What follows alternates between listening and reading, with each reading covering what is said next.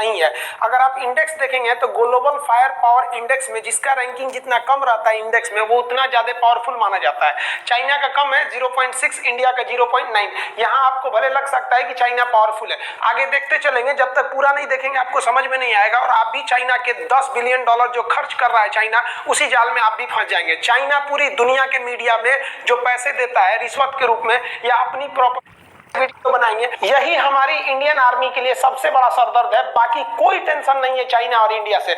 आगे देखिए, लेकिन ऐसा नहीं है कि चाइना के पास बहुत ज्यादा है, उसके पास कुछ कर्ज भी है। $1.5 ट्रिलियन उसके पास कर्ज है, विदेशी कर्ज। और भारत के पास $0.5 ट्रिलियन कर्जा है, तो उसका पैसा ज्यादा खर्चा कर रहा है 4 गुना, तो हमसे 3 गुना ज्यादा कर्जा भी ले रखा है। लेकिन चाइना का व्यापार इतना ज्यादा है कि उसके पास विदेशी मुद्रा 3000 ट्रिलियन है, और हमारे पास विदेशी मुद्रा जो है, फॉरेन मनी जो रिजर्व में रखा गया है, वो केवल 400 ट्रिलियन है। तो उसके पास व्यापार से ज्यादा फायदा होता है। लेकिन यहाँ युद्ध में हमको मेन ज्योग्राफिकली समझना है कि किसको ज्यादा बेनिफिट होने वाला है। देखिए, चाइना का ये वाला जो स्टेट है, ये तिब्बत है, इसको उसने कब्जा किया। इसकी सबसे बड़ी खराबी ये बहुत ज्यादा हाइट पे है। और ये वाला इधर वाला राज्य सिंजियांग, यहाँ पर मुस्लिम बहुल्य क्षेत्र है जिस पर चाइना काफी अत्याचार करता है, तो इधर से ज्यादा सपोर्ट मिलने वाला नहीं है। लेकिन ये तो उसके अंडर में आता है। इसकी सबसे बड़ी समस्या क्या है, यहाँ इतना भयानक हाइट है कि जहाज यहाँ उतना अच्छा से काम नहीं कर पाते हैं। अभी समझाएंगे हाइट की वजह से जहाज अच्छा क्यों नहीं काम कर पाते हैं। सब मीडिया के द्वारा, फेसबुक के द्वारा आपके ऊपर एक दबाव बनाया जाता है कि चाइना बहुत खतरनाक है, उसकी आर्मी ज्यादा है, घंटा आगे है। देखिए कैसे चाइना के पास जो एक्टिव आर्मी है वो 21 लाख है। आपको ये संख्या जरूर ज्यादा लगेगा, लेकिन भारत के पास एक्टिव आर्मी 14 लाख है। तो आप कहेंगे 14 लाख, ये 21 लाख। चाइना के पास जो रिजर्व आर्मी रखी गई है वो 5 लाख रखी गई है, तो 21 5 कितना हुआ, 26। और भारत के पास जो रिजर्व में रखा गया है फौजियों को, वो 21 लाख है। 14 लाख उधर, 21 लाख इधर, टोटल 35 लाख हो गई। पूरी दुनिया में सबसे बड़ी स्टैंडिंग आर्मी भारत की है। लेकिन आपको कभी ये एहसास नहीं होने दिया जाता है, क्योंकि चाइना $10 बिलियन खर्च करता है। आप कभी भी फेसबुक, व्हाट्सएप की सब पे चाइना की कोई बुराई नहीं सुन सकते।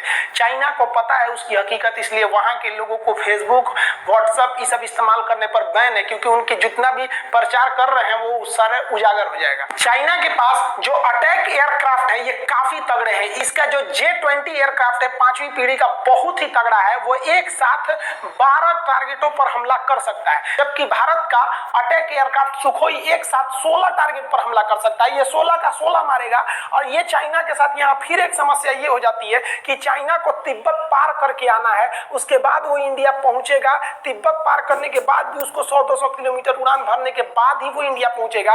तो अब वो उसकी क्षमता है 12 मारने की, उस पे से वो आधा लेके आएगा 6, तब ना यहाँ आएगा। यहाँ 16 लेके बैठा है। तो आप कितना भी तगड़ा एयरक्राफ्ट बना लीजिए, प्रकृति के आगे आप नहीं लड़ सकते। जो हेलीकॉप्टर होते हैं उसका तो प्रिंसिपल यही है कि वो हवा के थ्रस्ट पे ही उड़ते हैं, ऊंचाई पे जा सकते हैं। और यहाँ पर ऑक्सीजन लेवल घटने की वजह से हवा का थ्रस्ट भी नहीं रह जाता है। और चाइनीज हेलीकॉप्टर की संख्या ज्यादा है, 911 है, और इंडिया के पास केवल 722 हेलीकॉप्टर है। लेकिन यहाँ इंडिया भारी पड़ेगा, क्योंकि इंडिया के पास 2 बहुत ही घातक हेलीकॉप्टर है, जो मतलब बहुत हैवी हेलीकॉप्टर है। एक Mi-17 V5 और दूसरा चिनूक आ गया है। चिनूक के पास डबल डिस्क है, हेलीकॉप्टर के डैना को डिस्क कहते हैं। ये डबल डिस्क है, इसकी सर्विस सीलिंग ज्यादा है, लोड कैपेसिटी भी ज्यादा है। डिस्क मतलब डैना, सर्विस सीलिंग मतलब ज्यादा हाइट पे जा सकता है, क्योंकि 2-2 डैना है इसके पास, और ज्यादा चीजों को ये उठा सकता है एक ही बार में। जबकि चाइना के हेलीकॉप्टर के पास सर्विस सीलिंग की क्षमता कम है, क्योंकि इनके पास अधिकांश हेलीकॉप्टर सिंगल डिस्क के ही है। युद्ध में ट्रांसपोर्ट बहुत बड़ा मायने रखता है, कौन पहले ट्रांसपोर्ट में पहुंचता है।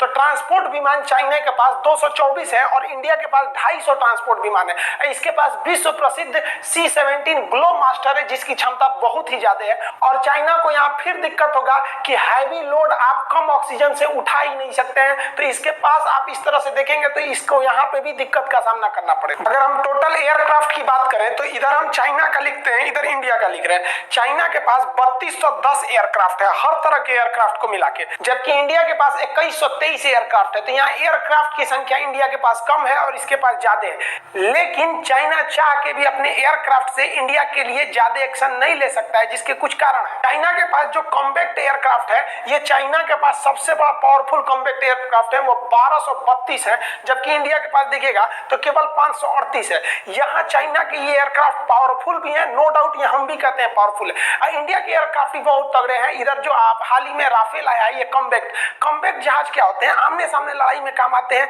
वो ग्राउंड पे भी हमला कर सकते हैं, सामने भी हमला कर सकते हैं। लेकिन चाइना के ये कॉम्बैट एयरक्राफ्ट और इंडिया के एयरक्राफ्ट में सब बहुत ज्यादा हथियार भर जाते हैं, जिस वजह से इसका वजन बहुत भारी हो जाता है।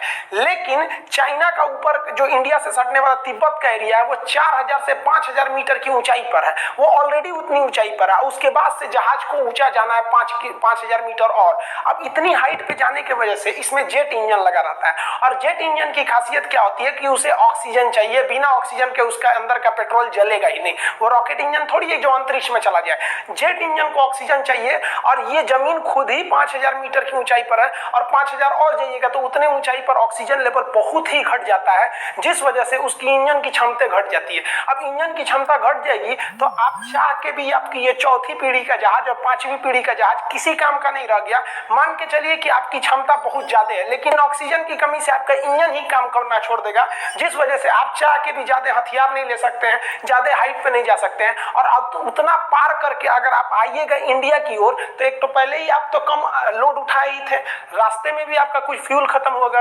अब इंडिया की ओर ऐसी कोई पहाड़ वगैरह नहीं है, यहाँ की जो एयरफोर्स है वो भूखे मुंह बैठी हुई है। आइए ये फुल